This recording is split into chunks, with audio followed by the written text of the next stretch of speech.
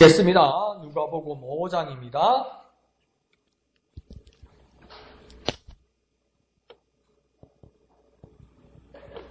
누가복음 5장 1절에서 11절까지 생명의 삶 2월 4일분 누가복음 5장 1절에서 11절 다 같이 한 음성으로 읽겠습니다. 시작. 무리가 몰려와서 하나님의 말씀을 들을새 예수는 게네사렛 호숫가에 서서 호숫가에 배 두 척이 있는 것을 보시니 어부들은 배에서 나와서 그물을 씻는지라. 예수께서 한 배에 오르시니 그 배는 시몬의 배라. 육지에서 조금 떼기를 청하시고 앉으사 배에서 무리를 가르치시더니 말씀을 마치시고 시몬에게 이르시되 깊은 데로 가서 그물을 내려 고기를 잡으라. 시몬이 대답하여 이르되 선생님, 우리들이 밤이 새도록 수고하였으되 잡은 것이 없지만은 말씀에 의지하여 내가 그물을 내리리다 하고 그렇게 하니 고기를 잡은 것이 심히 많아 그물이 찢어지는지라. 이에 다른 배에 있는 동무들에게 손짓하여 와서 도와달라 하니 그들이 와서 두 배의 채움에 잠기게 되었더라. 시몬 베드로가 이를 보고 예수의 무릎 아래 엎드려 이르되 주여 나를 떠나소서 나는 죄인이로소이다 하니 이는 자기 및 자기와 함께 있는 모든 사람이 고기 잡힌 것으로 말미암아 놀라고 세베대의 아들로서 시몬의 동업자인 야고보와 요한도 놀랐습니다. 예수께서 시몬에게 이르시되 무서워하지 말라. 이제 후로는 내가 사람을 취하리라 하시니 그들이 배들을 육지에 대고 모든 것을 버려두고 예수를 따르니라. 아멘.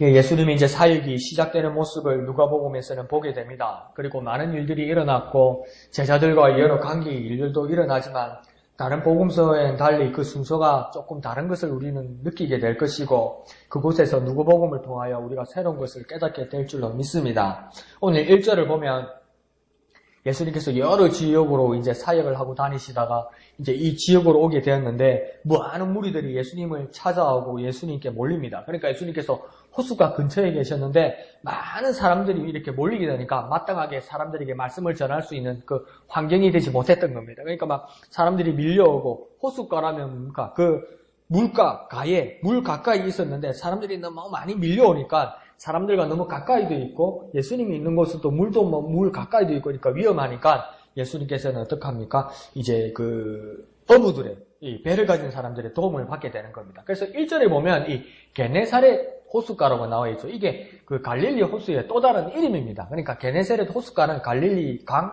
갈릴리 바다 그 같은 이름입니다. 같은 이름이라 볼 수도 있고 갈릴리 호수가 이렇게 그 헬몬산에서부터 작은 물줄기부터 해서 밑으로 이렇게 쭉 흐르거든요. 그래서 그 마지막 종길 지점이 어디냐면 그 사해입니다. 사해.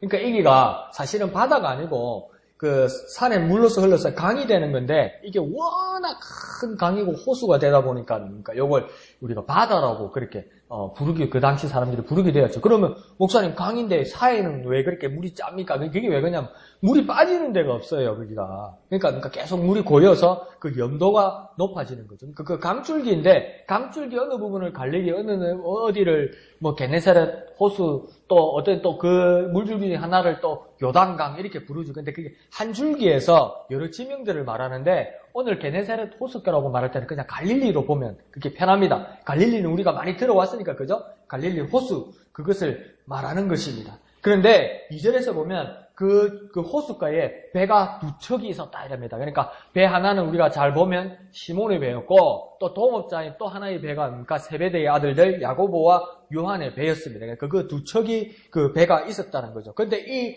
2절에 보면 이 두 척의 배의 주인들, 이 어부들이 뭘 하고 있었다고 이야기합니까? 그물을 씻고 있었다 이렇게 합니다. 그러니까 작업이 종료되었다는 겁니다. 그리고 길고 지치고 뭐 피곤하고 막 그런 일각은 이제 끝났다는 겁니다. 근데 우리가 성경이 전체로 밑으로 가서 보면 베드로가 나중에 예수님한테 고백하는 거 보면 밤새 고기를 잡으러 다녔던 것 같습니다. 그러니까 고기를 잡으러 물고기를 잡으러 갈 때 어종에 따라 다르지만 지금 베드로와 이 친구들이 잡는 어종들은 그러니까 밤에 이렇게 잘 잡히는 고기들을 잡으러 갔던 것 같습니다. 그러니까 밤새 고생한 거죠. 근데 예수님한테 고백하는 거 보니까 실적이 그날 안 좋았어요. 그러니까 밤새 잡은 것이 없지만은 이렇게 예수님한테 말하잖아요. 그러니까 헛담 친 거죠.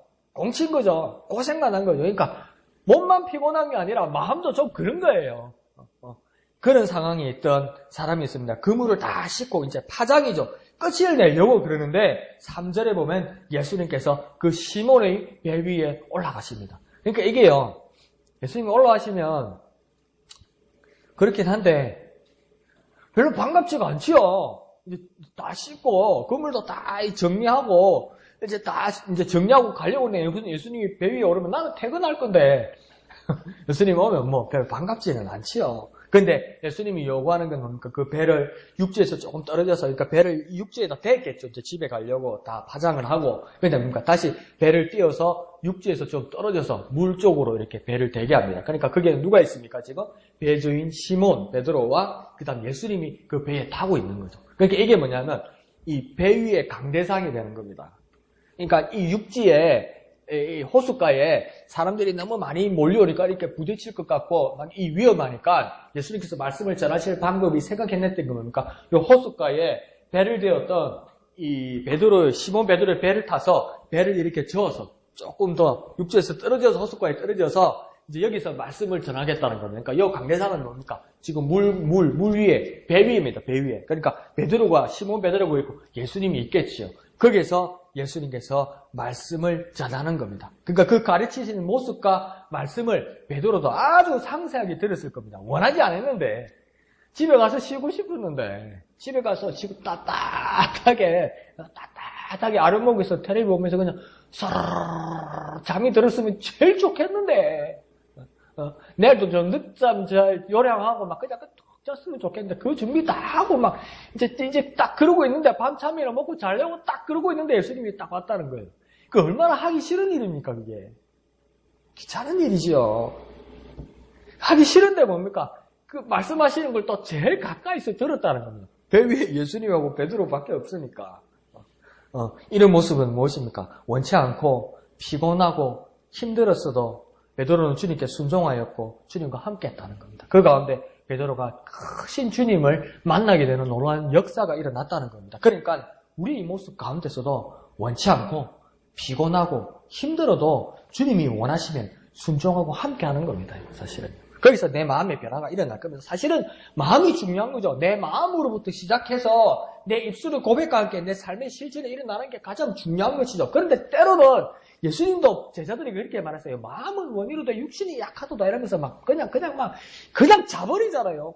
조금 기도 좀 해달라고 그러니까 예수님 분명히 말했어요. 내가 죽게 되었다고 얘기했어요. 그러니까 날 위해 기도해달라고 그랬는데 그냥 피곤하니까 그냥 자는 거예요. 그러니까 그게 하기 싫고 힘든 일이에요. 근데 우리 삶에서도 정말 하기 싫고 피곤하고 힘들어도 주님이 원하시면 순종하고 함께하는 모습이 필요합니다. 그 가운데 주님의 놀라운 은혜가 나타나는 겁니다. 하고 싶어서 하는 것도 정말 귀하고 감사한 거고요. 때로는 하기 싫을 때도 그냥 내 자신을 쳐서 복종해서 주님께 순종하고 함께하면요 그 역사는 일어나는 겁니다. 대답하기 싫지요. 한번 해볼까요? 원치 않고 피곤하고 힘들어도 주님이 원하시면 순종하고 함께하자. 주님이 원하시면 순종하고 함께하자. 그 가운데서도 베드로에게 놀라운 역사를 주신 것처럼요. 저와 여러분에게 주님께서 놀라운 역사하심을 주실 줄로 믿습니다. 그래서 한번 해보십시오. 힘든데 오늘은 그냥 시체 말로 제끼고 싶은데 오늘은 그냥 쓰러지고 싶은데 그 마음이 드는 것이 당연한 거예요. 그런데 그럴지라도 주님이 원하시는 거라면 주님이 원하시는 것이라면 내가 순종하고 함께하리라. 그 모습 가운데 주님이 은혜 주실 줄 믿습니다. 자, 그러면서 4절은 말씀을 마치신 주님이 시몬에게 또 요구합니다. 그러니까 말씀이 끝났으면 빨리 배 저어가지고 그래 고생했다 고맙다고 그래 보내든지 피곤한 사람 번거롭게 했으면 백사 주든지 뭐 미안하다고 그러든지 고맙다고 그러는지 그러면 되잖아요. 근데 예수님 또 요구하십니다. 또 명령하십니다. 뭐라고 이야기합니까? 4절에 깊은 데로 가서 그물을 내려서 고기를 잡으라고 명령합니다. 이게 무슨 말입니까? 자, 가만히 보세요. 베드로의 직업은 뭡니까? 어부입니다. 예수님의 직업은 뭐였습니까? 30살까지 목수였어요. 그러니까 고기 잡는 거 압니까? 몰라요. 모르는 사람이 고기 잡는 일에 이골이 난 사람한테 뭐라고 이야기냐면 저 더 깊은 데로 저 가자니 피곤해서 겨우 여기까지 왔는데 더 저어서 제일 깊은 데로 가자입니다. 그러고 거기다가 그물을 내려서 고기를 잡아랍니다. 이게 뭔 소리요? 어부한데 목사가 지금 어부한데 목사가 지금 뭘 하고 있습니까? 물때와 어군 포인트를 이야기하고 있습니다. 그러니까 이게 얼마나 가소로운 이야기입니까? 모르는 사람이. 그런데 5절에 보면 시몬의 반응은 의외입니다. 뭐라고 합니까? 그곳으로 가서 그물을 내리겠다고 이야기합니다. 뭡니까? 아멘 아멘 하겠다고 이야기하는 겁니다. 도저히 상식적으로 불가능한 일인데도 주님의 말씀을 듣고 베드로가 응답한 것은 뭐냐면 아멘 아멘 하겠습니다 이렇게 말하는 겁니다. 그러니까 베드로도 분명히 말합니다. 베드로도 좀 뒤끝이 있어요. 그냥 믿음 안에 100% 있는 게 아니에요. 내가 밤새도록 고생했다고 이야기해요. 거기 안 가본 줄 아세요? 주님 거기까지도 다 가봤어요. 다 했어요. 지금 이 강을 다 훑었어요. 밤새도록 고생했는데 잡은 것이 없지만은 이렇게 이야기해요. 뭘 잘 모르시는 것 같은데 이게 다 훑어봤다니까요. 지금 쌍끌이로 그냥 싹 바닥까지 다 끌고봤다니까요. 없지만은 내가 고생했지만은 주의 말씀을 의지하여 내리겠습니다. 그러니까 내 생각은 이렇지만은 주님의 말씀이 더 큰 것으로 여겨하겠습니다. 그러니까 여러분 아무리 내가 자아가 죽으려고 그러고 주님 앞에서 내 자아가 죽으려고 그러고 주의 말씀에 적대 복종하고 싶은 마음이 있어도요. 내 마음 한켠에는 뭐가 있습니까? 에이 해봤는데 무슨 일이 있으려고 이건 안 되는 건데 이런 마음이 있어요. 그래도 우리입니까? 베드로처럼 그럼에도 불구하고 주님의 말씀에 순종하겠습니다. 아멘 아멘 하겠습니다. 이게 중요하다니까요. 분명히 내가 확실히 죽는 모습은요. 주님 말씀 앞에서 주님 능력 앞에서 확실히 내 자아가 죽는 거예요. 그러면요. 내 자아가 죽고 내가 주님의 능력을 경험하기 전까지는요. 요만큼이라도 의심이 있어요. 있어요. 100% 의심이 없고 가는 사람이 있으면 좋겠는데 오늘 베드로의 그 모습은 시몬의 모습은 뭐냐면 밤새도록 해봤다니까요. 한번 두고 봅시다. 그래도 내가 아멘 아멘 하고 한번 던지겠습니다. 이렇게 말하는 겁니다. 그러니까 정말 완전하지 못한 것 같아도 베드로의 모습에는 뭐였냐면 나보다 예수님을 먼저 바라봤다는 겁니다. 내 생각도 있는데 나도 이렇게 해보았는데 시도해보았는데 그보다 중요한 것은 무엇입니까? 예수님을 바라보겠다는 겁니다. 그거보다 또 뭘 말하는 겁니까? 내가 밤새도록 수고한 것보다 말씀을 의지하겠다는 겁니다. 내가 노력한 것보다 말씀을 의지하겠다는 겁니다. 나보다 예수님을 바라보고 내가 수고한 것보다 말씀을 의지하겠다는 겁니다. 그 모습으로 베드로가 나아가는 겁니다. 그러니까 뭡니까? 나보다 예수님, 수고보다 말씀을 의지하겠다. 나보다 예수님을 의지하겠습니다. 내 수고보다 말씀을 의지하겠습니다. 분명히 나도 아직 남아있고 내 수고, 내 고생한 것도 남아있지만 그보다도 예수님을, 그보다도 말씀을 의지하겠습니다. 그 모습들이 저와 여러분에게 있기를 부탁드립니다. 한번 해볼까요? 나보다 예수님을, 내 수고보다 말씀을 의지하겠습니다. 나보다 예수님을, 나의 수고보다 말씀을 의지하겠습니다. 의지하겠습니다. 예수님을 의지하는 저와 여러분 되시길 부탁드립니다. 말씀을 의지하는 저와 여러분이 되기를 부탁드립니다. 내가 노력하는 게 있고 한켠에 의심스러운 것일지라도 그보다도 더욱더 예수님을 의지하고 그보다 더욱더 말씀을 의지하여서 놀라운 역사를 경험하는 저와 여러분 되시기를 부탁드립니다. 자, 그러다 보니까 6절을 보니까 어떤 일이 일어납니까? 다짐으로만 끝나는 것이 아니고 공수표를 날리는 거로 끝나는 게 아니고 뭡니까? 6절에 보면 그렇게 하니 이렇게 말합니다. 순종했다고 이야기해요. 한편에 깨름직한 게 있어도 뭡니까? 고백하고 그 다음 뭐합니까? 그대로 그렇게 하니 뭡니까? 순종했다고 이야기합니다. 순종요. 우리의 모습에 순종이 필요합니다. 고백했으면요, 인정했으면요, 순종이 필요합니다. 그냥 좀 없었던 걸로 안 했으면 좋겠다는 거, 우리예요. 주님, 내가 이렇게 하겠습니다. 내가 주님을 의지하겠습니다. 내가 앞으로 주님을 위하여 이렇게 하겠습니다. 그게요, 좀 마음은 오늘도 육신이 연약해서 좀 삐걱거릴 수도 있고 안 될 수도 있는데 아예 없었던 것처럼 그렇게 무심하게, 그렇게 뻔뻔하게 그러지 말라는 거예요, 주님 앞에서. 뭔가 다짐을 했으면 뭘 해보려고 해봐야 된다는 겁니다. 한 발이라도 움직여봐야 되고 한 손이라도 흔들어봐야 된다는 거예요. 한 입이라도 열어봐야 된다는 거예요. 오늘날 많은 저와 여러분이 그리스도인들에게 너무나 공수표가 많다는 겁니다. 그냥 안 그런 척 한다는 겁니다. 없었던 것처럼 한다는 겁니다. 그런데 뭡니까? 베드로는 지금 뭘 합니까? 그렇게 하니 하면서 뭡니까? 몸으로 순종하는 모습이 나타납니다. 저 여러분에게요, 가장 중요한 게 뭔지 아세요? 저에게도 가장 문제가 뭔지 아세요? 지금 이 예배당 안에서 기도 안에서 말씀하는 앞에서는요, 아멘 아멘 아멘 아멘 아멘 아멘 해요. 기도도 정말 열심히 해요. 근데 순종 안 해요. 그러니까 몸 하나 안 움직인다는 거죠. 아멘 한 다음에 몸 하나 안 움직인다는 거예요. 몸 하나. 그러니까 순종이 안 된다는 거죠. 근데 베드로처럼 그러니까 던져버리라는 거죠. 던져버리는 거예요. 밤새 금을 씻었고 밤새 이게 훑었는데 안 됐는데 제가 베드로면요, 좀 대끝이 저는 더 많아서 그럴 거예요. 예수님 반쯤 들으라고. 에이씨 하면서 던졌을 거예요. 이게 될 거라고. 에이씨 하면서라도 좀 던지라고요. 그물을 좀 던지라고요. 던질게요. 그래놓고 왜 안 던지냐? 내일요. 던질게요. 왜 안 던지냐? 아유, 물 때 좋을 때요. 던질게요. 내 컨디션 좋을 때요. 그러고 있다니까요, 이게. 근데 뭡니까? 베드로는 뭐 어떤 마음인지 모르겠어. 참 모르는 사람이 그러면서 훅 던졌다는 거 아닙니까? 그러니까 던져야 됩니다, 여러분. 순종하면서 그물을 확 던져야 됩니다. 던져야 돼요. 그런 모습이 베드로에게 있었다는 겁니다. 그러니까 결과가 어떻게 일어납니까? 많이 잡았다는 거예요. 많이 잡았는데 어떻게 많이 잡았답니까? 심히 아주 많이, 너무너무 많이. 그런데 어느 정도라고요? 그물이 찢어질 정도라면 뭡니까? 감당할 수 없을 만큼. 그러니까 자기가 가지고 있는 그물은 어느 정도입니까? 이 정도면 이만큼 잡을 수 있다고 해서 이만한 그물을 가지고 있었던 거 아니에요. 근데 이 그물이 찢어졌다는 말은 뭡니까? 이런 경험이 없었다는 거예요.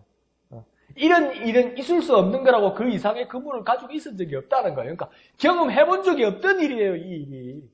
그러니까 감당이 안 되는 일이에요. 아무리 힘들어도 주님과 함께하고 주님 말씀에 순종하고 몸을 움직이기 시작하면 감당할 수 없는 일들이 일어난다는 겁니다.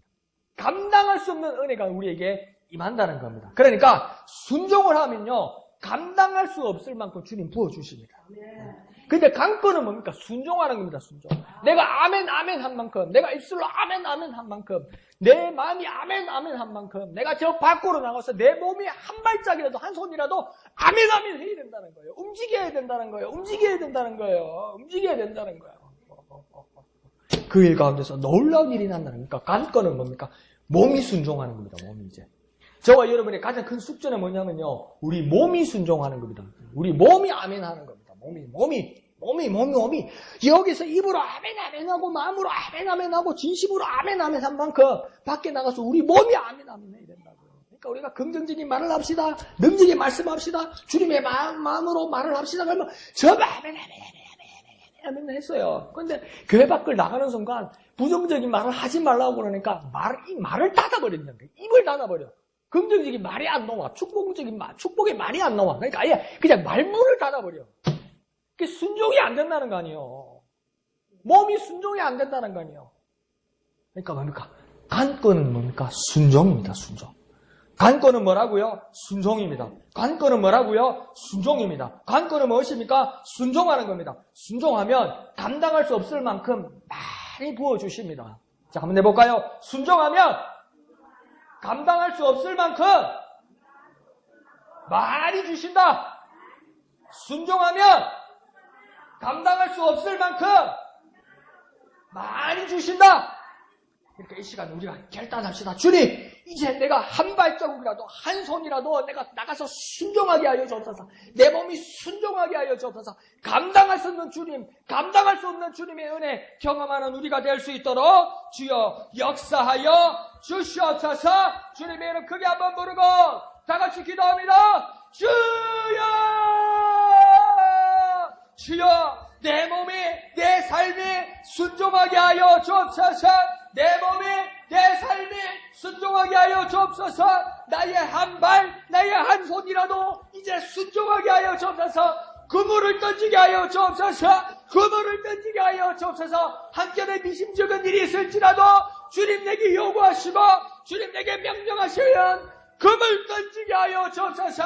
내 몸이 아멘하게 하여 주옵소서. 내 몸이 순종하게 하여 주시옵소서.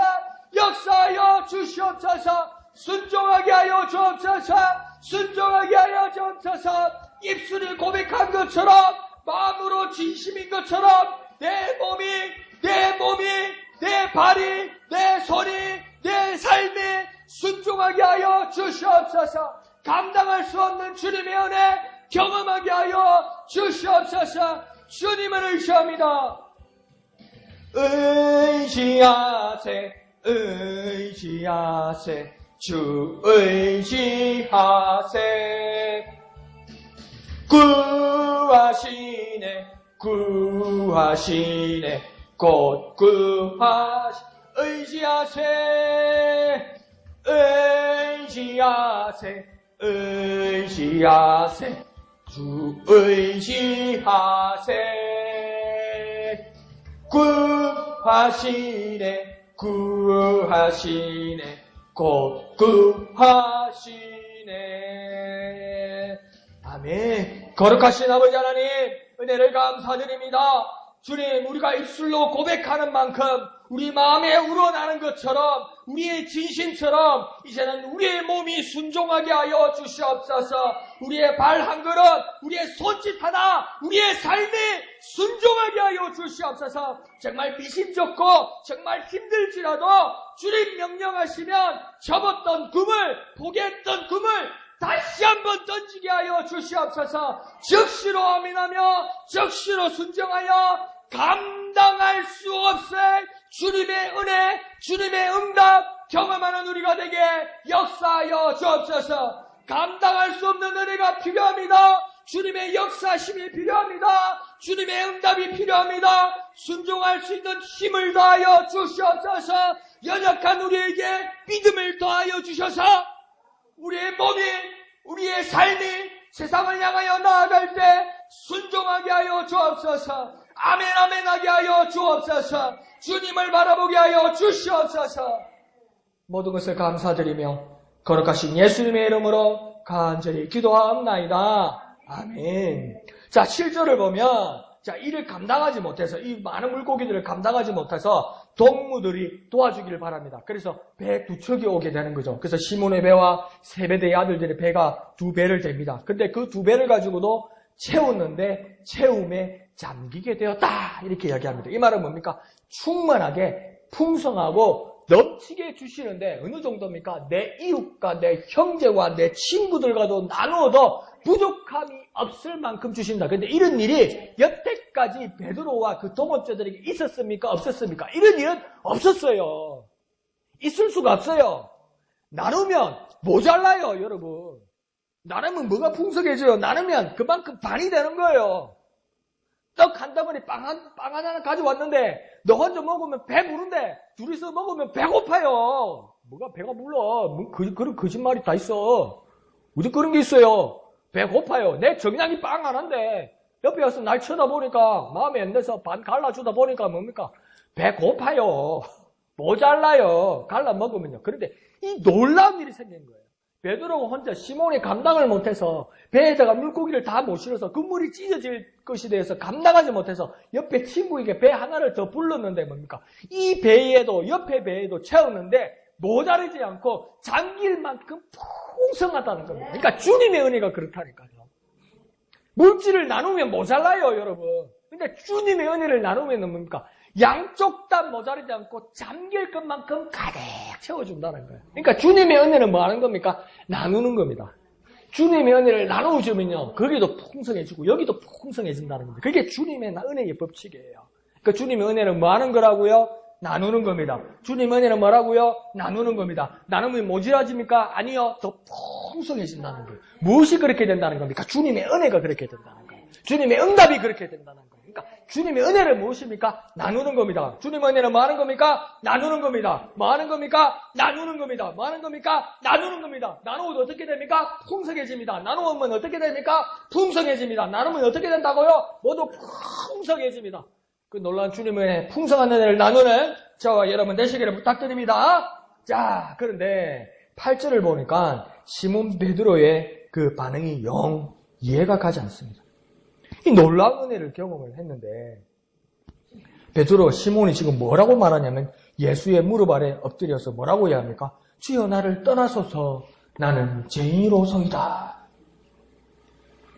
이게 무슨 말일까요? 전 여기서 좀 맥혔어요. 이게 무슨 말이지?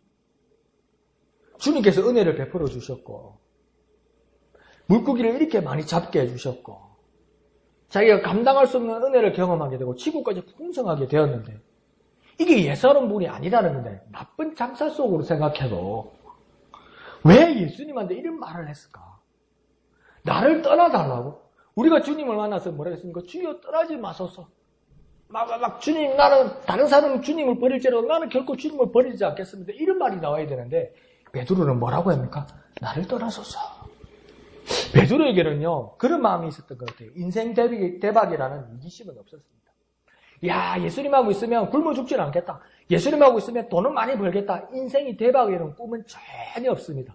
예수님한테 그런 장사 속은 베드로에게는 전혀 없었습니다. 그리고 베드로가 시몬이 느낀 것은 무엇입니까? 이 예수가 예사로운 사람이 아니라는 것을 알게 된 겁니다. 예사로운 분이 아니다. 그게 두려웠던 것 같아요. 예사로운 분이 아니다. 내가 감당할 수 있을 뿐일까? 그런 두려움이 있었던 것 같아요.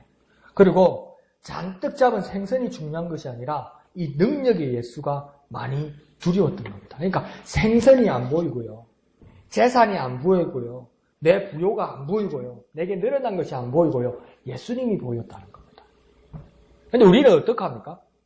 우리가 어떤 능력을 경험하거나 응답을 경험하거나 축복을 경험하면 응답과 축복에 가득 마음이 가 있고 그것을 주신 하나님에서 멀어지기 시작하죠. 근데 베드로는 그렇지 않아요. 이 많은 생선을 잡게 해주신 주님 앞에서 생선에 관심을 가지고 있는 것이 아니라 자기 재산에 관심을 가지고 있는 것이 아니라 이 결과치에 관심을 가지고 있는 것이 아니라 생선이 보이지 않고 예수님이 보였다는 겁니다. 여기서 시사하는 바가 정말 큰데요. 우리가 주님을 바라볼 수 있어야 돼요. 주님 우리에게 응답하셔서 우리에게 건강을 주시고 우리의 문제에 해결을 주시고 우리에게 물질을 주셨다면 물질을 바라보고 우리의 건강을 바라보고 우리의 행복을 바라보면요. 그거는요. 정말 슬픈 일이에요. 더 심하게 말하면 저주스러운 일이 될지도 몰라요. 그것을 주신 주님을 지금 베드로는 바라보고 있었던 거죠. 그 예수님을 바라보는 저와 여러분 되시기를 부탁드립니다. 그러면서 이 상식을 넘어서는 예수님에 대한 경외감이 생겼던 겁니다. 상식을 넘어서는 정도가 아니죠. 이 전문가를 넘어선 거죠.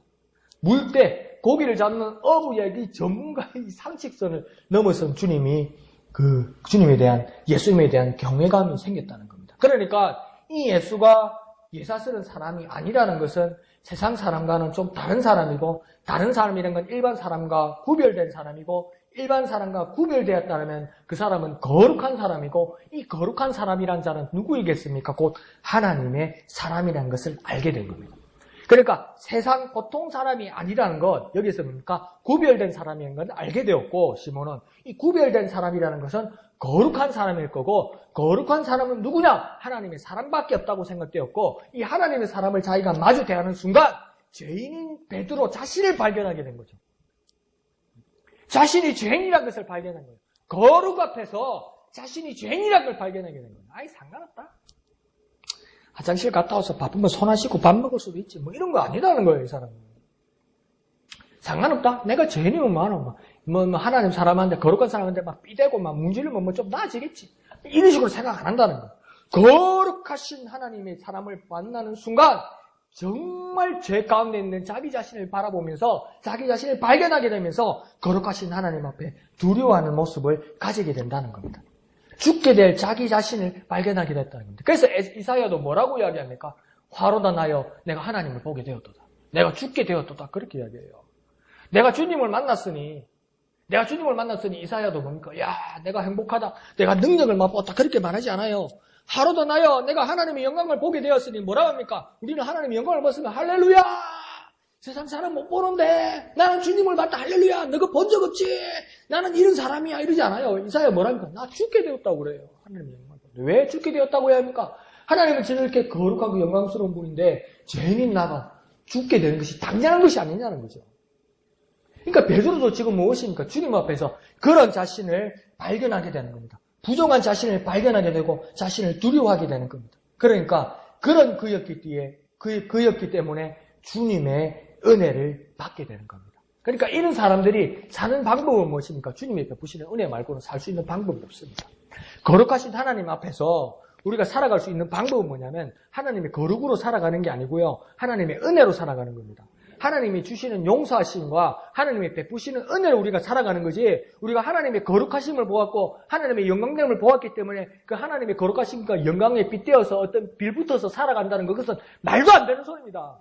그 하나님의 영광과 거룩 때문에 우리는 죽을 수밖에 없습니다. 왜요? 우리는 죄인이니까. 우리는 죄인이니까. 하나님의 영광과 하나님의 거룩을 바라보면 우리는 죽어요. 살 수 없어요. 그러니까 모세도 그렇게 두려워하는 모습이 그 모습이에요. 욥도 나중에 뭡니까? 하나님의 음성을 듣고 나서는 뭐라고 합니까? 할 말이 없다고 그래요. 하나님의 거룩을 바라보니까 따질 일이 없다고 이야기해요. 하나님이 욥에게 답변해 주신 적이 있습니까? 욥의 질문에 하나님 답변하셨습니까? 안 하셨어요. 엘리베스 빌더 소발의 그 어떤 논쟁에 대해서 그 말에 하나님 한마디도 응답해 주셨습니까? 안 하셨어요. 엘리오가 나중에 잘났다고 이야기할 때도 엘리오가 옳다 그러다 말도 안 하셨어요. 그러면서 욥에게 나타나서 하나님 다시 욥에게 질문하세요. 내가 묻는 말에 네가 대답 한번 해보라고 이야기해요. 그때 욥 대답합니까? 대답 못해요. 근데 욥 뭐라고 합니까? 내가 말로만 듣다가 내가 주님의 얼굴을 뵙게 되었으니 내가 입을 가린다고 이야기해요. 이게 진정한 하나님의 거룩과 하나님의 영광된 모습에서 발견하는 우리 죄인들의 초라한 모습입니다. 그러면 사람들이 살아갈 수 있는 모습은 무엇입니까? 죄인된 사람들이 영광된 하나님, 거룩한 하나님 앞에서 살아가는 방법은 뭡니까? 주님이 베푸실 은혜밖에 없습니다. 주님이 용서하시고 주님이 우리를 살리시는 은혜밖에 없어요. 그 방법 말고는 없어요. 우리가 사는 일은 무엇입니까? 오직 주님의 은혜입니다. 주님의 은혜를 받게 될 때 우리는 살게 되는 겁니다. 사는 방법은 무엇입니까? 오직 주님의 은혜입니다. 그러니까 우리가 지질이 궁상이고 못났고 실패하고 죄 가운데 있어도 뭡니까? 우리가 하나님께 가까이 갈 수 있는 건 뭡니까? 하나님의 거룩과 영광 때문이 아니라 하나님의 거룩과 영광 가운데 감히 가지 못하는 우리에게 하나님이 은혜를 베푸셔서 거룩하신 하나님께서 이끄시기 때문이에요. 은혜 때문이에요. 은혜 때문이에요. 우리가 사는 이유는 무엇입니까? 주님의 은혜 때문입니다. 한번 해볼까요? 사는 법은 오직 주님의 은혜다. 사는 법은 오직 주님의 은혜다. 사는 법은 오직 주님의 은혜다. 헷갈리나요? 사는 법은 오직 주님의 은혜다. 우리에게는 오직 사는 법은 주님의 은혜입니다. 그 주님의 은혜를 구하는 것입니다.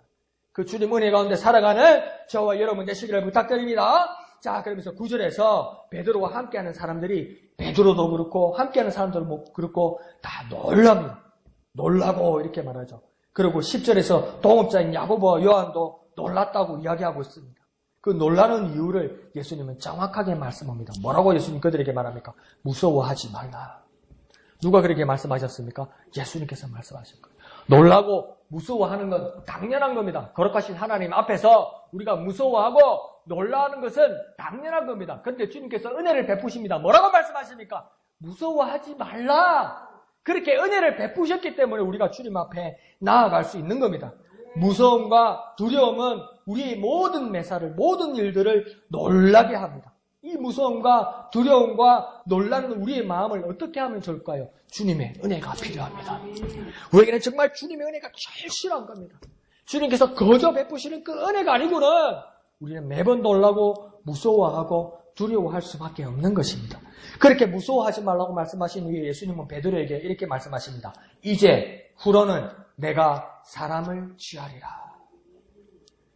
네가 이때까지는 고작 고기 잡는 어부였는데 이제 더 이상 그곳으로 고기 잡는 일자리로 돌아가지 않게 하겠다. 이제는 죄와 현실의 삶을 넘어서는 일을 하겠다. 고기 잡는 일에서 사람을 취하는 일, 사람을 낚는 일, 사람을 건지는 일, 사람을 구원하는 사명을 내가 너에게 주겠다고 주님 말씀하시는 것이죠. 그 은혜를 베풀고 그 은혜를 전하는 일에 네가 지금 이 은혜를 경험한 것처럼 이 은혜를 전하는 일에 사람을 구원하는 일에 내가 너에게 너를 그 사명을 주고 쓰겠다고 주님께서 말씀하는 겁니다. 그런데 이 누가복음이 왜 이렇게 놀랍고 재밌냐면요. 지금 이 한 가지 그 8절의 사건만 보면요. 이 베드로가 이해가 안 가요. 왜 주님 앞에서 나는 죄인입니다. 나를 떠나서서 이렇게 말씀하셨을까? 이해가 안 가요. 아무리 봐도 이해가 안 가요. 그런데 지금 오늘 그러니까 5장인데 오늘 새벽에 봤던 4장에 보면요. 이게 이해가 가요. 왜 그러냐면 지금 마태복음하고 이 시간 배치가 다른데요. 뭐냐면 지금 4장에 뭐가 나왔냐면 이 앞에 시몬의 장모가 열병에 누워있었고 예수님께서 그 손을 얹어서 열병이 떠나갔던 그 역사를 경험한 것이 뭡니까? 이미 시몬이 이것을 경험했어요. 그러니까 지금 시몬이 예수님을 경험한 것이 계속 누적이 되는 겁니다. 이게 순간이 아니고 그런데 뭡니까? 시몬의 장모가 열병에 누워있어 예수님께서 손을 얹으시니 열병이 떠나간지라 이렇게 돼 있거든요. 그런데 여기서 끝나는 게 아니고 그 앞에 또 시몬이 있었어요. 왜요? 시몬의 장모의 집에 예수님이 왜 들어가셨을까요? 그 앞에 시몬이 예수님과 함께 있었기 때문에 왜요? 예수님께서 말씀으로 해당해서 귀신 들린 자를 쫓아내시고 고치시는 일에도 뭡니까? 시몬이 그것을 보았기 때문에 예수님께서 귀신 들린 자를 쫓아내고 병자를 고치는 것을 시몬이 보았기 때문에 자기 집에다가 장모의 집에다가 예수님을 초대하는 거예요. 그러니까 지금 뭡니까? 예수님께서 가르치시고 예수님께서 말씀하시고 예수님께서 귀신을 쫓아내시고 예수님께서 병자들을 고치시는 그 일들을 베드로가 계속 누적돼서 경험하게 되는 겁니다. 근데 그 다음날 이제 우연히 고기를 잡으러 갔는데 거기서 또 예수님을 만나게 되는 겁니다. 근데 그 배 위에 예수님이 오르게 되는 거예요. 그러니까 가장 가까이서 예수님께서 하시는 말씀을 듣게 되는 거죠. 그러니까 이게 계속 누적이 되는 거죠. 그 말씀 가운데인데 예수님께서 또 뭐랍니까? 황당한 말씀하시면서 저 깊은 데 가셔서 그물 던져보라고 이야기하는 거예요. 그러니까 있을 수 없는 일이 또 일어나는 거예요. 그러니까 여기서 뭡니까? 베드로가 확 무너지는 거죠. 정말 거룩한 하나님을 만났다는 거죠. 하나님의 사람을 만났다는 것을 경험하게 되고 고백하게 되는 겁니다. 그러니까요. 계속 주님께서 베푸시는 은혜에 누적이 되어서 어느 순간에 뭡니까? 큰 역사가 일어나는 거예요. 저와 여러분이 지금 경험하지 못하고 저와 여러분이 느끼지 못하고 저와 여러분이 무시하는 많은 일들이 있잖아요. 일상에 있잖아요. 그런데 그런 일들이 뭡니까? 하나님께서 은혜로 계속 저와 여러분에게 계속 누적시키십니다. 계속 쌓으십니다. 예사롭지 않고 별것 아닐 것 같은 하나님의 말씀들이 뭡니까? 깨달아지지 못하는 많은 일들이 뭡니까? 계속 쌓여서 어느 순간에 뭡니까? 역사하신다니까요. 역사하신다니까요. 베드로도 뭡니까? 믿어지지 않았어요. 베드로도 처음에 반신반의했던 일들이 많았던 거예요. 그러니까 지금 혹시나 설마 이런 일들이 참 많았던 거예요. 그런데 어느 순간에 막 쌓였던 말씀이 그냥 팍 자기를 무너뜨리게 한다니까요. 그러니까 싫고 힘들고 피곤하고 어렵고 이해 안 가고 받아들이기 싫은 이런 말씀도 주님이 원하시고 주님이 명령하시면 순종하고 주님과 함께하면 어느 순간에 주님께서 우리에게 크신 은혜 베푸신다는 거예요. 크신 은혜 베푸신다는 거예요. 사람이 항상 기분이 좋습니까? 안 좋지요. 좋은 날은 별로 없지요. 근데 좋은 날 생각으로 자꾸 추억으로 살아가는 거 아니에요. 그러니까 주님 교회에 오는 것도 여러분은 뭐 은혜가 충만하고 또 은사가 있고 그러니까 막 항상 오는 게 기쁘겠지만 때로는 힘들고 때로는 괴로울 때도 있다는 거예요. 근데 그러니까 그 자리에 왔을 때 주님께서 계속 말씀을 저와 여러분에게 크신 은혜를 끼치고 있다는 겁니다. 그때 주님께서 그러니까 베드로와 그의 사람들에게 큰 사명을 주는 겁니다. 자, 네가 이렇게 경험한 것처럼 네가 하나님의 은혜를 주님의 은혜를 이렇게 순간에 경험한 것처럼 너희도 그 일을 하여야 한다는 거죠. 그 은혜를 경험한 그 은혜를 사람들이 구하는 일로 쓰임받기를 원한다고 주님께서 말씀하는 겁니다. 그러자 11절은 이 황당한 예수님의 말씀에 정말 황당한 일입니다. 처음에는 이해가 안 가요. 우리는 이 부분만 보면요. 사실은 이해가 안 가요. 예수님을 따랐더라. 야, 주님이 압도적으로 역사하셨구나. 그 이상으로는 우리가 이해가 안 갑니다. 자, 보세요. 고기를 잡는 사람인데. 지금도 그렇잖아요. 조그만 배라도 이렇게 가지고 계신 분들 보면 자동차보다 엄청 비싸다면서요. 작은 배 하나도.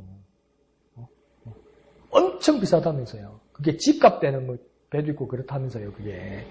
지금도 이 조그만 통통통 이런 배도. 그런데 이 식민지 시대에 가난한 이 시대에 이 배를 가지고 고기를 잡는다면 이 전체입니다. 자기 삶 전체입니다. 그런데 이 고기 잡는 사람한테 물고기 잡는 사람한테 예수님이 뭐라냐면 베드로에게 날 따라오라. 그리고 네가 이제 고기 잡는 일을 안 하고 사람 낚는 거 이게 무슨 말입니까 이게? 어디 식인종이 되란 말인가? 인신매매를 하란 말인가? 사람을 꼬시는 제비를 해란 말인가? 이건 앞뒤도 안 맞고, 뭐, 앞뒤 다 잘라먹고, 뭐, 사람을, 이게 무슨 말이요? 근데 이걸 따라갔다니까. 세상 밖에 사람인데 물어보세요. 이게 도대체 뭔 말이요? 이게 무슨 제정신이요? 이런 일이 되는 이야기예요, 사실은. 근데 뭡니까? 베드로는 그 오래전 사건에서부터 베드로는 있었어요. 그래서 그게 주님의 은혜가 나타났던 거죠. 근데 이 은혜를 얼마나 크게 경험하고 베드로는 얼마나 크게 여겼는지 어떻게 했다고 합니까? 그 배와 모든 것을 버려두고 예수님을 따랐다고 이야기합니다. 근데 뭡니까? 그 친구들 야고보, 요한도 같이 따랐다고 이야기합니다. 그러니까 생계를 포기한 겁니다, 여러분. 생계를 포기한 거예요. 먹고 사는 걸 포기한 거예요, 여러분. 밥줄을 끊어버린 거예요, 스스로. 스스로 밥줄을 끊어버린 거예요. 밥줄을 끊을 만큼 이게 큰 일입니까? 내 직업을 버릴 만큼 이게 큰 일입니까? 내 집을 팔아먹을 만큼 이게 큰 일입니까? 내 자가용을 팔아먹을 만큼 이게 큰 일입니까?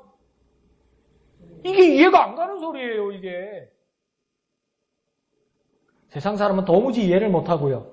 우리도 베드로가 따랐으니까 참 귀한 믿음을 가졌다고 이야기하고요. 그러나 우리는 그렇게 할 수 없을 것만 같은 두려움이 들기도 합니다. 근데 이 세 사람들은 무엇을 합니까? 누구를 따른다는 것입니까? 예수님. 오직 예수님만 바라보고 단지 예수님만 보여서 단지 예수님을 따르는 제자의 삶을 살겠다고 결단한 겁니다. 이것이 제자도이고 제자로서의 삶을 살아가는 비결입니다. 그러니까 끌어내는 것도 중요하고 포기하는 것도 중요한데 이 사람들에게 가장 중요한 건 우리는요 정말 자본주의 사회에서요 돈밖에 모르는 인생을 우리는 지금 살아가고 있는 겁니다, 여러분. 저를 중심으로 해서 돈 없으면 큰일 나는 삶을 살고 있는 거예요, 우리는요. 어르신들도 25일날 연금이 들어오는데 빨간 날이 걸리면 24일날 주의해야 되는데 막 그 극적으로 가득 차잖아요. 그렇잖아요. 26일 주면 안 되는데 막 이런 게 있잖아요. 돈으로 가득 차 있는 거예요, 여러분. 작은 돈이라도 돈 없으면 우리는 큰일 날 삶을 살고 있는 거예요. 그게 나쁜 게 아니고요. 그렇게 우리는 살게 되어 버렸어요. 그러니까 우리는 이 사건에서도 뭘 보게 되냐면 엄마야 배 웃잡고 엄마야 밥 웃잡고 이걸로 가는 거예요. 엄마야 앞으로 어떻게 살고 이거밖에 이렇게 되는 거예요. 그런데 지금 시몬과 야고보와 요한은 뭘 보냐면 오직 주님밖에 안 보이는 거예요. 뭘 보냐면 우리는 버린 우리 이속에 가득 찬 정말 물질관에 가득 찬 만물에 가득 찬 우리는 돈, 배, 버려진 돈, 배를 돌아보는데 이 세 사람들은 뭘 보냐면 오직 주님만 보이는 거예요. 주님만 보이니까 이게 걸기적거리는 거예요. 이게 그만한 믿음이 일어났다는 거예요. 그러니까 저와 여러분에게 뭘 해야 됩니까? 돈을 버리세요. 직업을 버리세요. 자동차를 버리세요. 집을 버리세요. 제가 여러분에게 그것을 요구하는 게 아닙니다. 제가 그걸 기대하는 게 아니에요. 오직 주님만 바라보자고 이야기하는 겁니다. 오직 예수만 바라보자고 이야기하는 겁니다요. 뭘 버리라고 말하기 전에 뭘 하라는 겁니까? 오직 주님만 따르자고 이야기하는 겁니다. 주님을 따르는데 이것도 가지고 저것도 가지고 이것도 가지고 이것도 필요하고 그러니까 조금 있다가 가고 좀 있다가 가고 자꾸 날 받아놓고 다음에 날 좋으면 컨디션 좋으면 내가 건강하면 감기 다 나으면 허리 좀 괜찮아지면 잘 보이면 우리 애들 잘 시집 장가 보내놓고 내 손주 보고 나서 그렇게 자꾸 벼르고 여기 더덕더덕 붙이는 사람하고 다르게 아까운 것을 보는 사람 다르게 이 세 사람은 오직 예수님만 보더라는 거 아닙니까? 예수님만.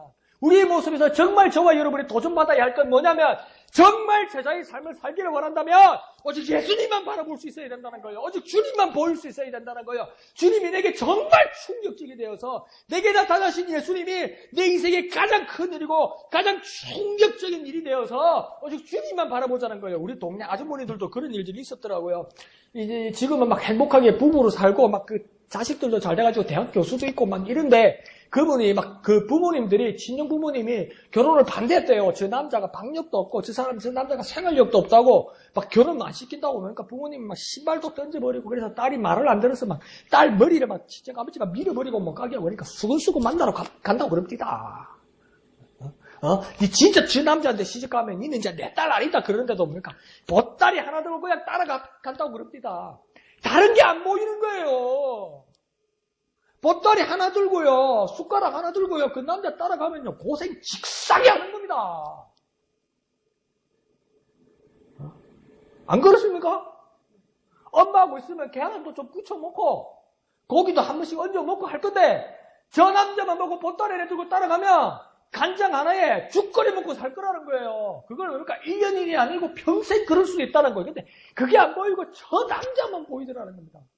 심지어 아버지가 머리를 빡빡 깎았는데도 그게 창피하지 않고 수고스러워가지고 그냥 따라가더라는 겁니다. 슬리퍼 하나 신고. 내 모습, 내 형편, 내가 가진 것 아무것도 안 버리고 내 남군, 내 신랑만 보이더라는 거 아니에요. 그래도 그게 행복하더라는 거 아니에요.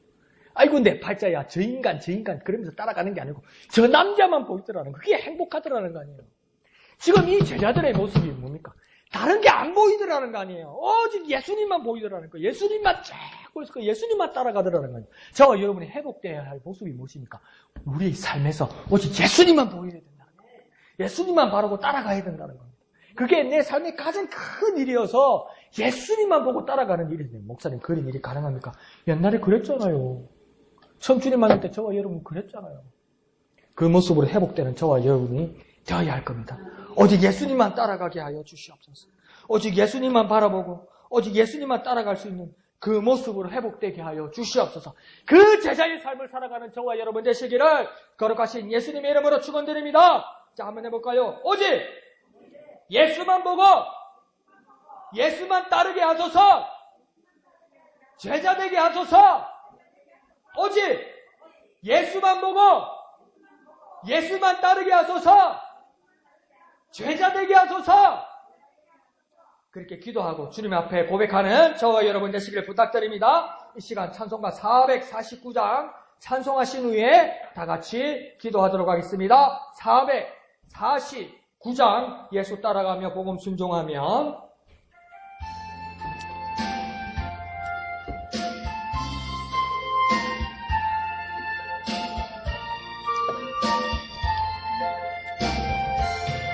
예수 따라가며 복음 순종하며 우리 행할 길 환하겠네. 주를 의지하며 순종하는 자를 주가 늘 함께 하시리라. 의지하고 순종하는 길은 예수 안에 즐겁고 복된 길이로다. 해를 당하거나 우리 고생할 때 주가 위로해 주시겠네. 주를 의지하며 순종하는 자를 주가 안위해 주시리라. 의지하고 순종하는 길은 예수 안에 즐겁고 복된 길이로다. 남의 짐을 지고 슬픔 위로하면 주가 상급을 주시겠네. 주를 의지하며 순종하는 자를 항상 복 내려 주시리라. 의지하고 순종하는 길은 예수 안에 즐겁고 복된 길이로다. 우리 받은 것을 주께 다 드리면 우리 기쁨이 넘치겠네. 주를 의지하며 순종하는 자를 은혜 풍성케 하시리라. 의지하고 순종하는 길은 예수 안에 즐겁고 복된 길이로다. 주를 힘입어서 말씀 잘 배우고 주를 모시고 살아가세. 주를 의지하며 항상 순종하면 주가 사랑해 주시리라. 의지하고 순종하는 길은 예수 안에 즐겁고 복된 길이로다.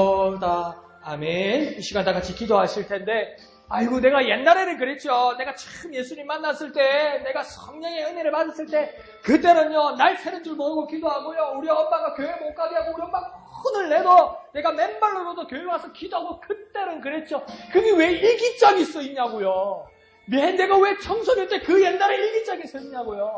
내가 사랑의 동산에서 은혜 받았을 때는요, 그 주님 은혜 너무 기뻤어요. 그때 정말 좋았죠. 그게 왜 옛날 책에 써있냐고요. 그 옛날 거 지금 여기로 끌어다 놓으십시오. 그 옛날 거, 내 일기장에 써있던 것 오늘로 지금 내려다 놓으십시오. 여기다 땡겨 놓으십시오. 주님 회복하기를 원합니다. 그때 주님만 보이던 것, 그때 예수님만 보이던 것, 그 예수님만 바라보기를 원합니다. 예수님만 보이게 하여 주옵소서. 예수님만 의지하던 그때가 지금이 되게 하여 주옵소서. 회복되게 하여 주옵소서. 주님만 의지하고 순종하는 그게 제자의 길을 갈 수 있도록 주님 이 시간 내게 역사하여 주시옵소서. 예수님만 보게 하여 주시옵소서. 예수님만 따르게 하여 주옵소서. 주님의 이름 크게 한번 부르고 다 같이 기도합니다. 주여, 오직 예수님만 보게 하여 주시옵소서. 오직 예수님만 따르게 하여 주옵소서. 오직 예수님만, 오직 예수님만, 오직 예수님만, 오직 예수님만 바라보게 하여 주시고, 오직 예수님만 따르게 하여 주옵소서. 내가 옛날에 그랬다면 지금 이 자리에 다시 한번 예수님만 보게 하시고 예수님만 따르게 하여 주옵소서. 그때 그곳에서는 그랬다면 지금 다시 여기에서 예수님만 바라보고 예수님만 따르게 하여 주옵소서. 예수님만 바라보고 예수님을 따르는 제자의 삶, 참 제자의 삶, 참 제자의 삶 살아갈 수 있도록 오직 예수만, 오직 예수만, 오직 예수만 바라보고 따라가게 하여 주시옵소서. 역사하여 주시옵소서. 역사하여, 역사하여 주시옵소서. 역사하여 주시옵소서. 의지하고 순종하는 길은 예수 안에 즐겁고 복된 길. 1절만 합니다. 1절만. 예수 따라가며 복음 순종하며 우리 행할 길 환하겠네. 주를 의지하며 순종하는 자를 주가 늘 함께 하시리라. 의지하고 순종하는 길은 예수 안에 즐겁고 복된 길이로다. 거룩하신 아버지 하나님, 은혜를 감사합니다. 예수 안에 즐겁고 복된 삶이 회복되기를 원합니다. 예수님만을 의지하는 모습이 회복되기를 원합니다. 예수님께만 순종한 우리의 모습으로 다시 살아나기를 원합니다. 하나님, 그 전에 주님을 바라보고 그 전에 은혜 받았던 그 자리가 지금 이 시간이 되길 원합니다. 그들의 삶이 아니라 우리의 삶이 되길 원합니다. 이들의 삶이 아니라 나의 삶이 되길 원합니다. 오직 예수만 보고 오직 예수만 따라가는 그 모습으로 회복되게 하여 주시옵소서. 역사하여 주시옵소서. 지금 이 시간 우리 가운데 역사하여 주옵소서. 에베소 교회를 향하여 간절히 경고하시며 간절히 건면하시던 그 모습, 첫사랑을 회복하게 하여 주시옵소서. 그 어떤 세련된 모습보다도 그 어떤 이력보다도 주님을 향한 첫사랑을 회복하는 우리가 되게 은혜 베풀어 주시옵소서. 제자의 삶, 제자의 모습, 제자의 길로 가는 우리가 되게 역사하여 주시옵소서. 오직 예수만 나에게 보이게 하시고 따르게 하여 주시옵소서. 모든 것을 감사드리며 거룩하신 예수님의 이름으로 간절히 기도하옵나이다. 아멘. 하늘에 계신 우리 아버지의 이름을 거룩하게 하시며 아버지의 나라가 오게 하시며 아버지의 뜻이 하늘에서와 같이 땅에서도 이루어지게 하소서. 오늘 우리에게 일용할 양식을 주시고 우리가 우리에게 잘못한 사람을 용서하여 준 것 같이 우리 죄를 용서하여 주시고 우리를 시험에 빠지지 않게 하시고 악에서 구하소서. 나라와 권능과 영광이 영원히 아버지의 것입니다. 아멘. 오직 예수만 보는 우리가 되게 하여 주옵소서. 오직 예수만 따라가는 우리가 되게 하여 주옵소서. 오직 예수만 바라보고 오직 예수만 따르는 우리가 될 수 있도록 오직 예수만 바라보는 제자의 삶을 살아갈 수 있도록 주님 도와주시옵소서. 그때 그랬던 것처럼 지금 이 시간 우리에게 그 놀라운 일들이 다시 한번 회복될 수 있도록 제자의 모습으로 회복될 수 있도록